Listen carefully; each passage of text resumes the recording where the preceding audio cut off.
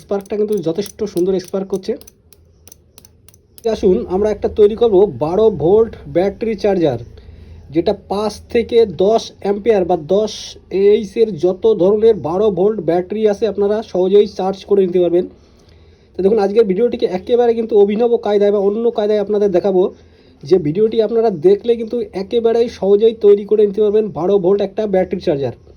দেখুন 12 volt battery charger তৈরি করার জন্য, যেটা 5 থেকে 10 অ্যাম্পিয়ার বা 10 এইচের যত ধরনের ব্যাটারি আছে চার্জ করার জন্য, সবার প্রথম আমাদের যেটা দরকার সেটা হচ্ছে 2 অ্যাম্পিয়ার, মিনিমাম 2 অ্যাম্পিয়ার একটা ট্রান্সফর্মার নিয়ে নেবেন। এপাশে হচ্ছে আমাদের আউটপুট সেকশন বা সেকেন্ডারি সেকশন, এপাশে হচ্ছে আমাদের ইনপুট সেকশন বা 220 ভোল্ট ইনপুট করার জন্য।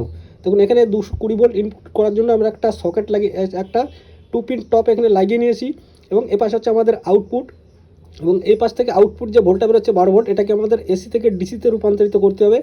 এবং দেখুন যেটা বললাম যে একেবারে অভিনব কায়দায় করার জন্য আজকে আপনাদের এখানে আমরা দুটো আইসক্রিমের যে স্টিক হয়, আইসক্রিমের স্টিক এখানে শক্ত করে লাগিয়ে নিয়েছি এবং এখানে দুটো ফুটো করে নিয়েছি। আসুন এবার আমরা ব্রিজ রেকটিফায়ার যেটা করতে হবে, সে ব্রিজ রেকটিফায়ার করবো। ব্রিজ রেকটিফায়ার করে এটাকে এসি থেকে ডিসিতে রূপান্তরিত করব। ডিসিতে রূপান্তরিত করার পরে আমরা ব্যাটারিটা চার্জ করতে পারবো।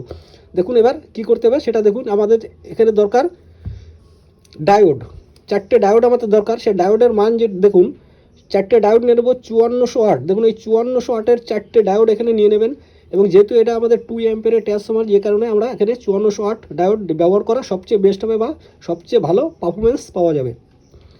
তো দেখুন এখানে নিলাম 4টে 5400 ওয়াট ডায়োড দেখুন। এবং এই যে কালো সাইড এটাকে বলা হয় অ্যানোড সাইড, এবং এই যে সিলভার কালার বা সাদা কালার বলতে পারেন এই পাশটা ডান সাইড, এটাকে বলা হয় ক্যাথোড সাইড। এবার এটাকে আমাদের ব্রিজ রেকটিফায়ার কীভাবে করবো দেখতে থাকুন, আশা করি বুঝতে কোনো কিছু অসুবিধা হবে না। এবং যেটা বললাম যে আজকে একেবারে ব্যতিক্রম বা একেবারে নতুন কায়দায় কিন্তু আপনাদের করে দেখাবো। আপনারা আশা করি ভিডিওটি স্কিপ করবেন না, দেখতে থাকুন। তো করবো কি, আমরা এর ভিতর দিয়ে এটাকে ঢুকিয়ে দেবো। যেটা বললাম যে একেবারে অভিনব কায়দায় কিন্তু আজকে আপনাদের করে দেখাবো।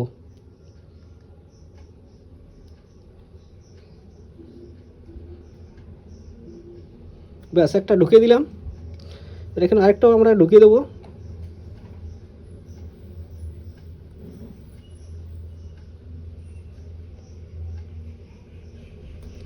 ব্যাস দেখুন ওটা করলাম কি, ডায়োডের দেখুন বাঁ পাশে, অর্থাৎ এই বাঁ পাশে রাখলাম অ্যানোড সাইড, এটাও বাঁ পাশে রেখেছি অ্যানোড সাইড, এ পাশেও বার সাইডে রেখেছি অ্যানোড সাইড, এবং ডান সাইডে আমরা করেছি ক্যাথোড সাইড, এ পাশেও করেছি আমরা ক্যাথোড সাইড।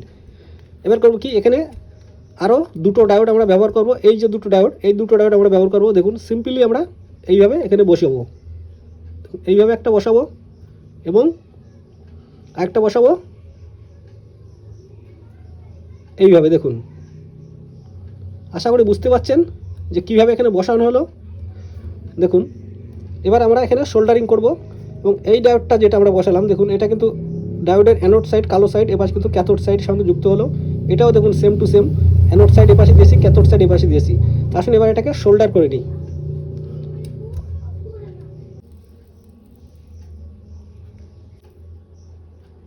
দেখুন বন্ধুরা, আশা করি এইটুকু বুঝতে পারলেন। আমরা এখানে প্রত্যেকটা কিন্তু শোল্ডার করে নিয়েছি। এবার কি করব, এই যে ভিতরে যে দুটো, এই দুটো এক্সট্রা আমাদের দরকার নেই, এই দুটো আমরা বাদ দিয়ে দেবো কেটে। ব্যাস এই দুটো আমরা বাদ দিয়ে দিলাম। এটাও আমরা করবো কি, একটুখানি ছোটো করে দেবো। ব্যাস এটাও কিন্তু একটু ছোটো করে দেবো।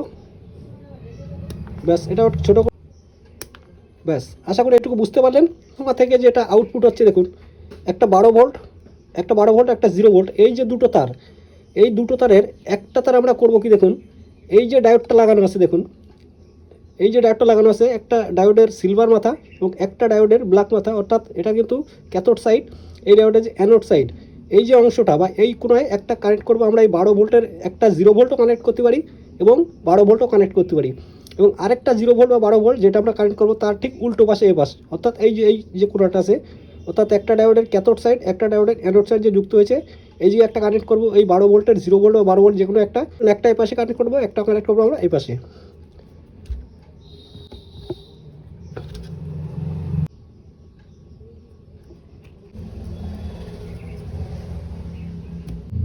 ব্যাস দেখুন একটা কানেক্ট করে দিলাম আমরা এই পাশে।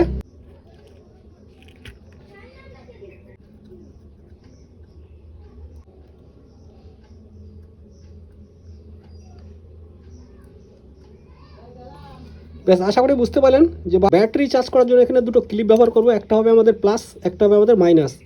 তো প্লাসটা আমরা বের করবো কোথা থেকে সেটা দেখুন।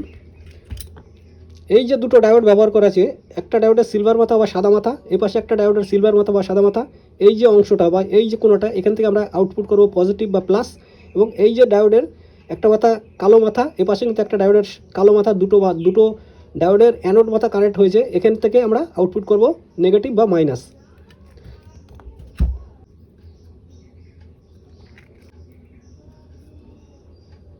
এটা হয়ে গেল আমাদের আউট প্লাস বা পজিটিভ, দেখুন। এবং আমরা যে নেগেটিভ সেটা করব এই প্রান্ত থেকে।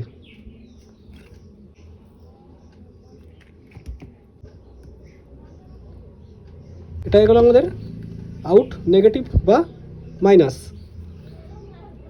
দেখুন আমাদের আউটপুটের কানেকশান কিন্তু এখানে কমপ্লিট। মিনিমাম 25 ভোল্টের একটা ক্যাপাসিটার নেবেন এবং 4700 ইএফ, না হলে আপনারা 3300 ইএফ বা 2200 ইএফের একটা ক্যাপাসিটারও নিতে পারেন। এবার করবো কি, ক্যাপাসিটারের এপাশে দেখুন আমাদের নেগেটিভ লেখা থাকে, নেগেটিভ বা মাইনাস, তার অপোজিট যেটা এই সাইড কিন্তু আমাদের প্লাস বা পজিটিভ।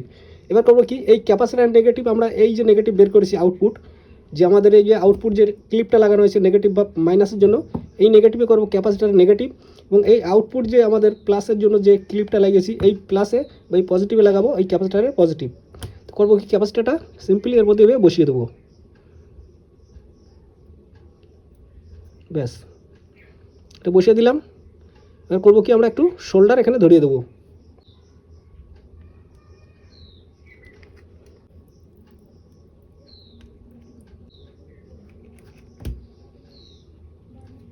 বেশ, আশা করি বুঝতে পারলেন যে ক্যাপাসিটারটা কীভাবে কানেকশন করতে হবে। দেখুন এপাশে আমাদের পজিটিভ, এপাশে কিন্তু আমাদের নেগেটিভ। দেখুন আমাদের কানেকশন প্রায় রেডি। একটা এলইডি এখানে ব্যবহার করব। দেখুন এলইডির যে পজিটিভ লেগে আমরা 1K একটা রেজিস্ট্যান্স লাগিয়ে নিয়েছি, এবং এই পাশ যেটা সেটা কিন্তু আমাদের এলইডি নেগেটিভ। তো এই এলইডি নেগেটিভ করবো আমরা এই ক্যাপাসিটার নেগেটিভে, এবং এই রেজিস্ট্যান্স চেজের অপর পাশ এটা কিন্তু আমরা করব এই ক্যাপাসিটারের পজিটিভে।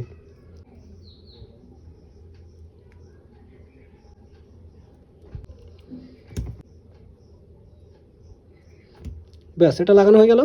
পারলে একটু সোজা করে দেবো। ব্যাস, দেখুন এখানে আমাদের অল কানেকশান কিন্তু এখানে রেডি, টোটাল কানেকশান রেডি। এবার আসুন আমরা দেবো এর পাওয়ার সাপ্লাই দেওয়ার পরে আউটপুট ভোল্টটা কত দিচ্ছে সেটা অবশ্যই আপনাদের একটু দেখাবো। নিয়ে আসবো আমরা একটা পাওয়ার সাপ্লাইয়ের বোর্ড, এবার দিয়ে দেবো এর সাপ্লাই। দেখুন এলইডিটা ফ্ল্যাশ হচ্ছে, দেখুন লাইন চলে এসছে। এবার দেখি এর পাওয়ারটা কেমন হতে পারে সেটা অবশ্যই আপনাদের একটু দেখাবো। দেখুন স্পার্কটা কিন্তু যথেষ্ট সুন্দর স্পার্ক করছে। এবার আসুন এর আউটপুট ভোল্টটা কত দিচ্ছে সেটা অবশ্যই একটু দেখাবো আপনাদের। সবার প্রথম আমরা এসি ভোল্টটা একটু মেপে দেখি। দেখুন 900 ভোল্টে দেওয়া। এবার দেখি এসি ভোল্টটা কত দিচ্ছে সেটা অবশ্যই একটু দেখি। দেখুন এসি ভোল্ট দিচ্ছে 260 ভোল্ট। আশা করি বুঝতে পারছেন।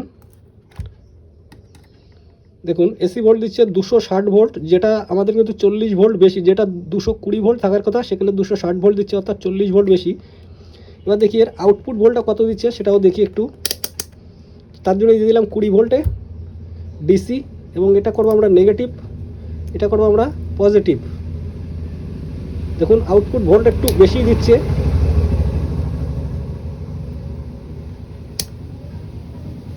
দেখুন 18 ভোল্ট দিচ্ছে আউটপুট, যেটা আমাদের এসি ইনপুটের যে ভোল্টটা 30 ভোল্ট বেশি, 40 ভোল্ট এসি ইনপুট বেশি, যে কারণে আউটপুট আমাদের 3 ভোল্ট কিন্তু এখানে বেশি দিচ্ছে, না হলে এখানে 15 ভোল্ট দেওয়ার কথা। তা অসুবিধা নেই, এটা সব জায়গায় হয় না, আমাদের এখানে কিছু সময়ের জন্য বা কিছু সময়ের জন্য, কেমন আগের ভিডিওতে আপনাদের বলেছি যে আমাদের এখানে এসি ভোল্ট কিন্তু 40 ভোল্ট বেশি দিচ্ছে, যে কারণে আমাদের এই ব্যাটারি চার্জার থেকে 3 থেকে 4 ভোল্ট বেশি আউটপুট হচ্ছে। কিন্তু এই প্রবলেমটা সব জায়গায় হয় না, কিছু কিছু জায়গায় হয়, এবং আপনি যখন তৈরি করবেন এটা দেখবেন পারফেক্ট 14 থেকে 15 ভোল্ট আউটপুট পেয়ে যাবেন। তা আশা করি বুঝতে পারলেন যে একটা ব্যাটারি চার্জার যেটা 5 থেকে 10 অ্যাম্পিয়ার 12 ভোল্টের যত ধরনের ব্যাটারি চার্জার আছে আপনারা কীভাবে তৈরি করবেন। দেখবেন ব্যাটারিতে নেগেটিভ পজিটিভ উল্লেখ করা থাকে, এটা কিন্তু 7 এমএএইচের ব্যাটারি। তো করবেন কি, এই দেখুন 7 অ্যাম্পিয়ারের ব্যাটারিতে দেখুন এই পাশ কিন্তু পজিটিভ, এ পাশ কিন্তু আমাদের নেগেটিভ বা প্লাস মাইনাস বলতে পারেন। এবার করবেন কি, এই প্লাসে প্লাস মাইনাসে মাইনাস লাগাবেন। দেখুন এটা মাইনাস, এবং এ পাশ করবেন আমাদের প্লাস। ব্যাস, এইভাবে কিছু সময় লাগিয়ে রাখলে দেখবেন আপনার ব্যাটারিটা কমপ্লিটলি চার্জ হয়ে যাবে অল্প সময়ের মধ্যে। তো ভিডিওটি কেমন হলো অবশ্যই কমেন্টে জানাবেন।